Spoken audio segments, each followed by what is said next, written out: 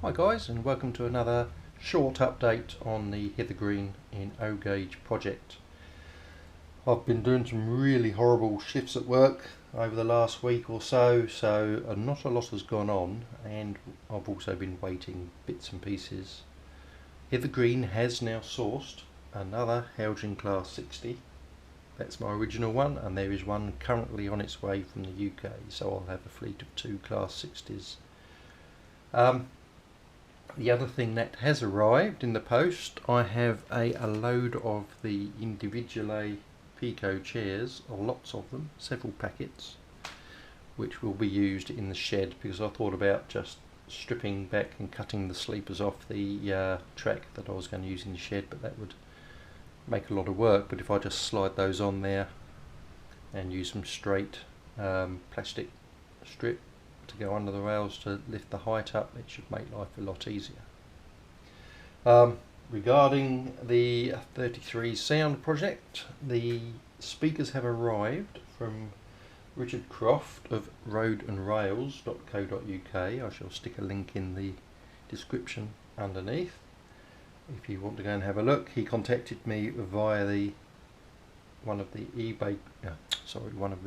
Facebook groups that I'm on for this project, and went through his website and I picked this mega bass speaker, which measured in at a length of, what have we got there, about 72mm long and 17mm deep, thereabouts, and about 34mm wide.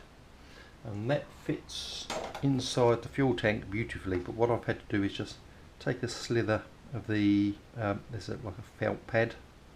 I just had to cut a slither on that so that because of the shape of that, it was too tight on this end, just by literally the thickness of that. So that will sit in there beautifully.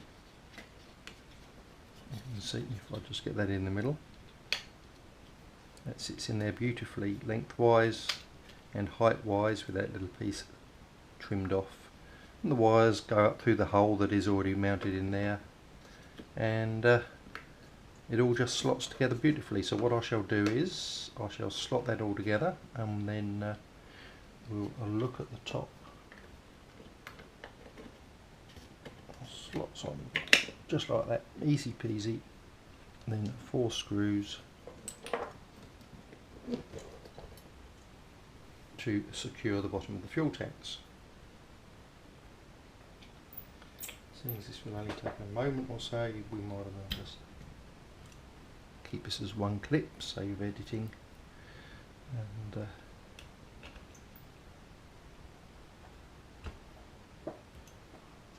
easy as that.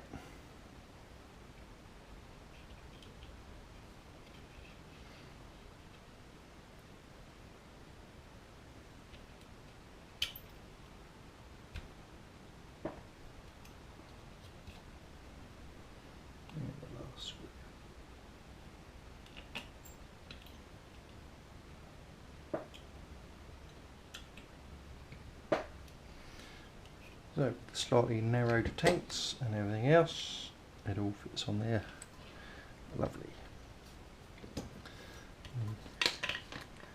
Sound chip locates in there, sits in there with the wires tucked in underneath. I'll tuck the wires underneath just to keep it a little bit more tidy, and this speaker will fit on top. That one doesn't really tucked under. What I have to make is a small bracket to fit on this end to hold it down. If you leave it just loose on top, it rattles around and makes all sorts of weird little noises as it vibrates. So I'm going to make a little bracket that I can fit onto here, possibly with some scrap plastic to hold it snug, and that will also hold the sound chip in the cradle there, so I won't have to try and work out another way of sticking it in. The speaker will hold it down. But that's that, and that, if I put that on the track over at the back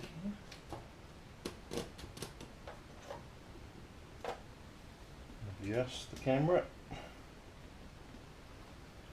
Stick the body on.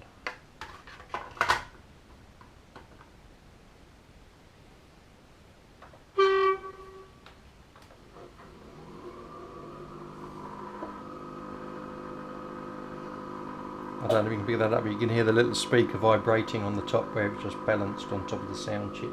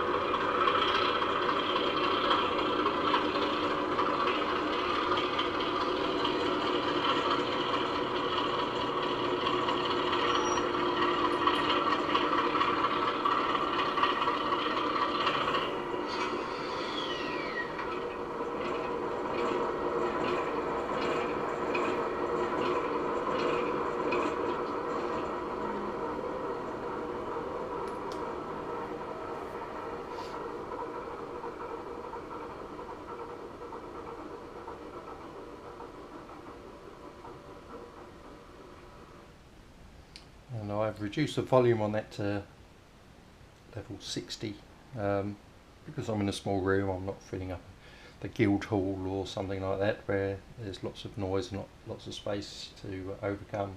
So I've turned the volume down, and that's how it's running at the minute. It's quite decent to listen to. So on to some other things that I have been up to.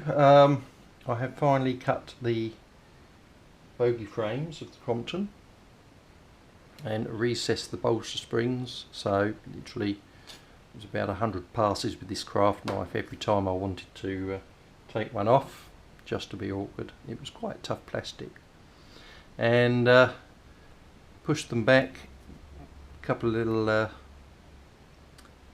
styrene strips on the back there, and then a packing piece to move them back so that the springs are further back than they were in the original mouldings from Heljan, just to give the depth to the bodywork when everything is all on, and it looks a lot better when it's on the loco. The other thing I am now doing, I've taken the side rails off the loco, get it the right way up. We have the new white metal brackets there for bogey retaining brackets. These were just like the real thing castings before they changed hands and have now become part of MM1 models, I think it is. And I've got some new decent exhauster castings, as well as the steps and other bits to detail it up, so that should just give it a little bit more detail than was already on the loco. It's like we have the little bronze lifting eyes here to replace these little strips that are on there. I don't know how well you can see it, but it's just a tiny little strip. But we now have proper lifting lugs with the bolt holes and things in. So, like I say, not a lot has happened this week, and it's just a short update just to keep things ticking on. And that's where we are. So there will be some links in the description below, and I'll catch you next time around. Hopefully got a little bit more done.